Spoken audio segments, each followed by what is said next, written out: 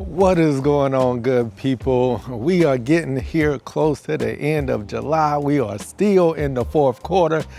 Today is July 23rd, but we are going to take you a little mid fourth quarter summertime check-in on the lawn, let you see what everything is looking like. We're looking pretty good. We're still looking pretty good, but I can go ahead and say it's not perfect. And it's gonna be hard to find a cool season lawn at this point in time in the season that is perfect. Does it still look good? Yes, it does. But like everybody else, it's got its flaws also. So let's walk through, show you what everything is looking like, and we're gonna get out of here real quick. Ain't gonna be too long of a video, but just wanted to let y'all know what we looking like. All right, so to start back here in the backyard, this is what we're looking like. Pretty doggone good. I mean, you can't complain too much about this. You can see some of the leaf debris and stuff out here. We've had a good amount of wind with these evening storms, and this is kind of what we're looking like overall. I mean, can't complain too much about that right there at all. Still mowing about twice a week. As I can get out here and get time, and also depending on the weather conditions. So we've had these heat spikes and things that have came in, and when it's hot, I have just stayed off of the lawn, have not cut it. So there's been times where I've been 6 to 7 days without mowing, but that's just because it's just been too hot. But this is kind of the condition of what we're looking like. Not too bad, not too bad at all.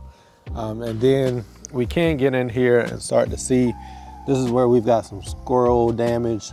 The squirrels are in here digging through the lawn. They continue to do that. This happens all throughout the season. And what do I would do about it? Not much. I don't worry about it. It all fills back in and covers up. I do have a little bit of a ant issue. That I need to get some bifenthrin and stuff out, get this taken care of. You can kind of see the ant hills and things that are there. So I do need to take care of that. I haven't treated for any of that at all this season. That's the one issue I'm having. We are having, as you can see right here, got a little bit of disease pressure. It's starting to come in that area there. And then kind of as we walk back here, this is what I call my summer canopy decline.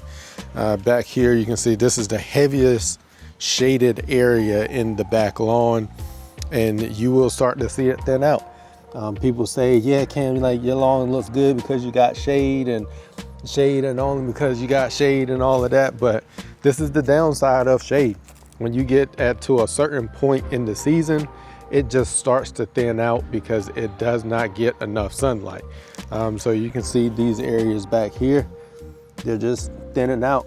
They're not getting the amount of sunlight that they need to get for the plant to thrive. So downside of actually having shade, these areas, and it consistently happens throughout this area back here, and then through this area down here on the side. So as we continue to walk up through here, show our area, here's where our disease pressure has taken out some areas. We got a couple of spots that, hey, this right here is done. Like it is not gonna come back. We have been on top of our fungicide treatments, but this is like a waterway of where water kind of runs through this area, and it tends to happen almost every year throughout this area right here. It just one of those things that it just happens. And then as we come over here into our full sun area, this area here is typically from about right out here all the way back. It just gets full, and across over to the other side, it just gets full sun all day long. And when we talk about a full sun area and it's looking like that, getting close to the end of July, can't complain about that one bit. I have zero complaints at all.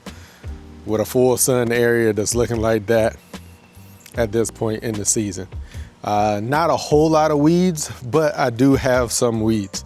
So I've got some yellow wood swirl that's coming in here. Got some through here in a couple areas. Got a little bit in this area. I've got some more up over on this area here. Well, we've got some, we actually killed some of this off earlier in the season. And again, some disease pressure along through here. This area, this spot right here checks out every year. And again, right here, right through this area here, it happens every single year. And I think this area is actually gray leaf spot. So you can see it has like this little singed kind of look to the blades. And then the next thing you know, it's dead as a hammer. I am gonna get ready to get me a treatment out, and I'll go ahead and it's time for my reapplication of my fungicides. So I'll go ahead and get an application out to try to go ahead and make sure these are the only little spots that I'm dealing with. You can see the impact of disease pressure is still active, like in this area. It is trying to spread. So I need to go ahead and get an application down to make sure I take care of that and get it all taken care of. But Elm Street Elite is looking elite. Like it is looking good. You cannot complain about this at all. Again, talking about a full sun area, and it's looking like this at this point in the season, I'll take it. And then looking at the yard overall, she's ready for a mow. Time to get a mow on it, but hanging in there. If we can last another 6 weeks looking like this, we'll be in good shape. All right, we'll go around to the front. Front yard is a jungle. So I got a little bit of wild strawberry growing in here. I have not been on top of my mowing in the front yard. The front yard's probably been a week and a half, almost 2 weeks. No, not 2 weeks. It's probably been at least a week and a half since I've cut the front yard. So the front yard is tall. Like it is tall. Overall, the front yard is looking good. Not a whole lot of complaints here, but it just needs to be mowed. It is, it is tall and thick. So we'll get out here. That's gonna be one of the activities for the evening.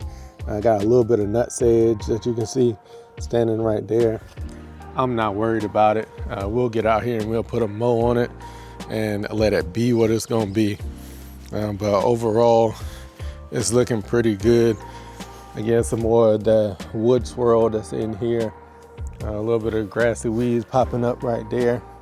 But again, no pre-emergent. I think next season, see, all of this could have been prevented. But next season, I think I am gonna apply a pre-emergent to the yard. I have not applied a pre-emergent in 4 years, probably about 4 years, 3 or 4 years since I've applied a pre-emergent. But overall, looking at the front yard, can't complain about that. Can't complain about that one bit. Looking pretty doggone good. So my irrigation was down in this zone in the front for about 2 weeks. So you can see these areas that are closer to the concrete, they got a little toasty. They've gotten a little toasty. And then especially this area up here, it gets full sun. And it also, this area has struggled because when we did our renovation, like people trampled through this area every day, day in, day out, multiple times during the day. So it was already starting to struggle before the season even kicked off, just because it had that foot traffic on it. So, and then my irrigation system going down and not being able to water it while it was hot and dry definitely took its toll on this area. So we'll get it. Irrigation system is back up for this zone. We'll keep some water to it, see how much of it recovers. If not, this will just be a spot seed area that we'll have to do on the front yard. But some of that will come back. But overall, looking at it, no complaints. Can't complain about that at all. All right, so we'll shoot on over to the iron cutter. Let's just see what the iron cutter is looking like. We are still filling in. And again, this was the area down here that gets most of the shade. And it is coming in, still filling in, still getting there. Still pretty thin down in these areas. It's got a good bit of filling in that it still needs to do. But at this point, we've got runners. And now that we've got runners and stuff on the top, this should start to fill in a little bit more. It's really started to take off and fill in. So it's a good place for it to be. And then you can see the transition to the area that gets more sun. My goodness. What a difference. What a difference. This is what we were going for, y'all. This is what we were going for. This is at 3/4 of an inch right now. Whew. My goodness. This iron cutter is looking good. You can look at the color, look at the density of it. This is where we're gonna get to. Once we get all of this filled in, we definitely got the Hudson back on it, and it's just gonna continue to come on down this way. This area down here is just it's taking it a little bit more time. Again, this is why we say when you pick out the cultivar and your grass type that you put in certain areas, you gotta think about your microclimates and things when you put it in there. Again, this is pushing the limits of this Bermuda with the amount of shade that it gets in this area. So one of the things to consider, and I've kind of talked about that in my previous video, but you can see the difference in the areas that get the proper amount of sunlight to that Bermuda. My goodness. So that's where we are overall with the walkthrough on the lawn here, getting close to the end of July. All right, y'all, so that is pretty much gonna wrap this one up. We're gonna get out here, we're gonna put a mow on this one real quick, and we're gonna enjoy the mow. It is a nice evening out here.